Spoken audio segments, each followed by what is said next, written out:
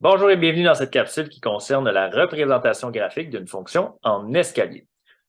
Alors, dans l'exemple, on nous demande de représenter graphiquement la fonction en escalier associée à une table de valeurs. En observant la table de valeurs, on se rend compte qu'il y aura 4 paliers. Le premier palier se situera pour les valeurs de x entre moins 4 et moins 1 à une hauteur de 3 en y. Moins 4 va être une valeur qui est incluse, donc symbolisée par un point plein. Et moins 1, une valeur qui est exclue selon l'intervalle qu'on nous donne, symbolisée par un point vide. On aura donc, pour cet intervalle-là, un point plein au début et un point vide par la suite. Et un segment horizontal entre les deux. Alors, dans la représentation graphique, moins 4 à la hauteur 3, toujours, donc moins 4 va être un point plein. Moins 1 en x à la hauteur 3 avec un point vide.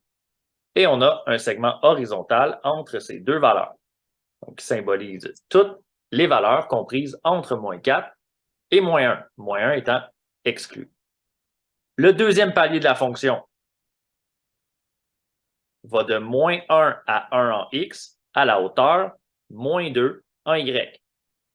Dans ce cas-ci, les deux valeurs sont incluses. Donc, pour cet intervalle, on aura, je vais aller juste ici, on aura un point plein pour commencer pour la valeur moins 1 et un point plein encore pour terminer l'intervalle à la valeur 1 et un segment horizontal entre les deux. Alors, on y va. Dans le graphique, ça donnera ceci. Moins 1 à la hauteur moins 2, donc un point plein, et 1 à la hauteur moins 2, un autre point plein, et un segment horizontal entre les deux, comme ceci. Vous remarquerez qu'encore une fois, on a un point vide situé au-dessus d'un point plein. Il pourrait arriver le cas où on a l'inverse, mais ici, on a un point vide et un point plein, un en haut de l'autre.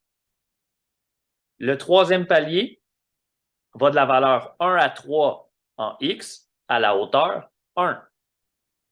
Les deux valeurs 1 et 3, dans ce cas-ci, sont exclues. On aura donc, pour ce palier-ci, deux points vides et un segment horizontal entre les deux. Alors, on y va dans le graphique.